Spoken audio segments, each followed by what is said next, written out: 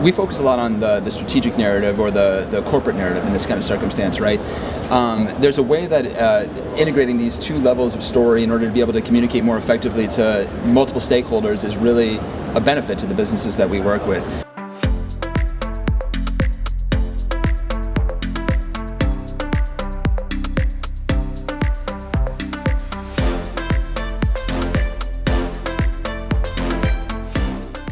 I'm John Janarone, live from San Francisco at the RSA Conference 2025. I have with me two executives from ICR, in fact, two managing directors from the ICR tech team. One, Dan Brennan on the PR side, and over here we have Ryan Flanagan on the investor relations side. Gentlemen, thanks for joining me. Thanks, John. Great to be with you. So guys, I believe you have at least a dozen clients in the building. There are a heck of a lot more than that in here.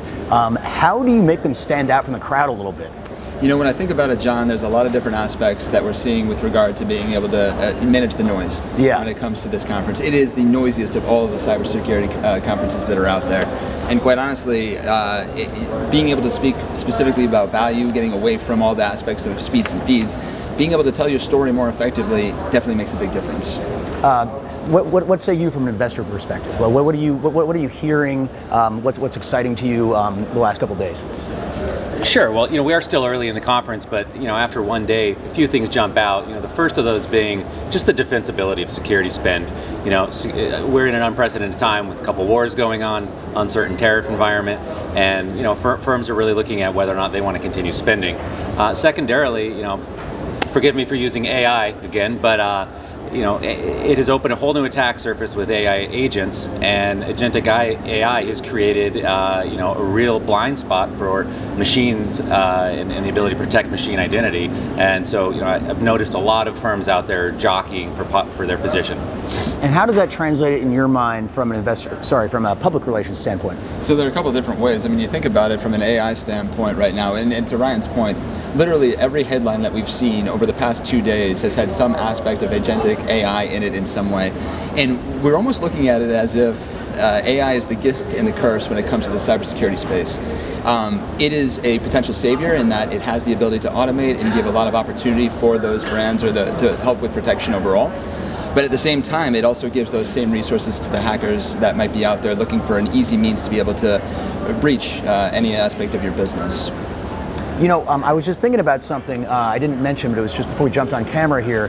When I wrote the Herd in the Street column, that was an investment column. So in my mind, investor relations and public relations are very, very closely tied, inextricably. Would you guys agree?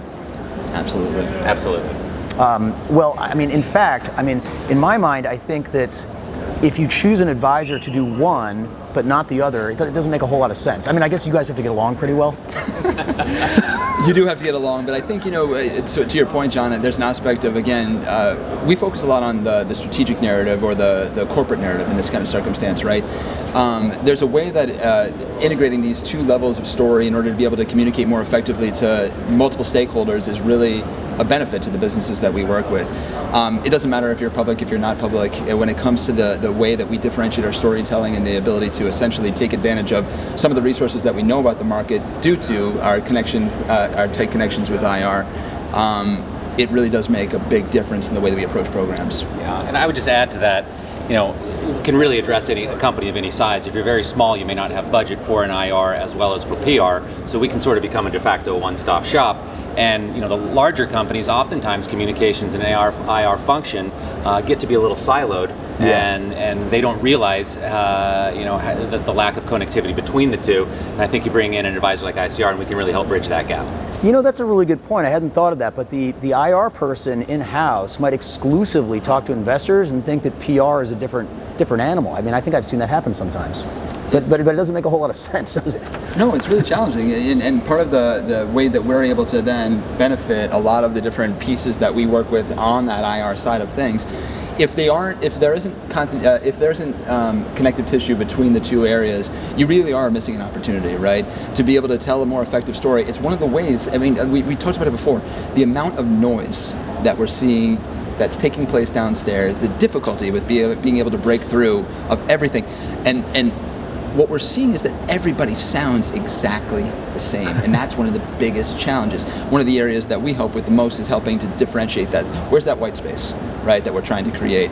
And the way that we do that is a lot of the tight connections that we have between kind of the corporate narrative, which is a merge between PR and IR. I like that. It's a really good way to put it. I want to dig deeper just a little bit further into this topic.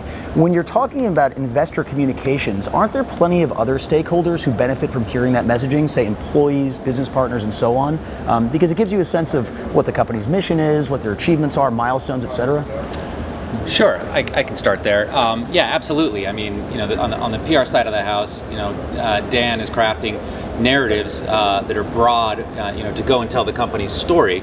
However, an investor audience, which I would be addressing on the IR side of things, they don't have a lot of bandwidth. There's a ton of noise. Investors in this environment, they're triaging their P&L. They're not looking to roll up their sleeves and do work on new companies. So, it's our job to take that narrative that's created and distill it down into something very, very brief. I think it's also important to reference, Ryan, to add on to your point that it's important to remain consistent in some way, and you need to take into context all the various stakeholders with the communications that you're putting out, right? And also tailor those communications so they align very much with the value propositions that you're putting out to the market.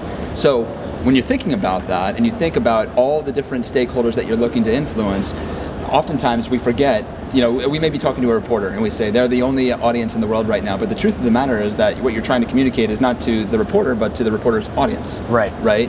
And so you need to take into consideration the way that you're communicating with all of those comprehensively when you're thinking about each one of the stakeholders that you're trying to influence. Dan, that's actually probably the easiest way to put this, is if you're communicating to a financial journalist, the financial journalist is writing for investors, right? So how could you say these are separate? It doesn't make any sense. Anyway, well, boys, it's great to have you on the show here, Dan and Ryan. And that's a wrap there. So I'm John Janarone signing off from San Francisco.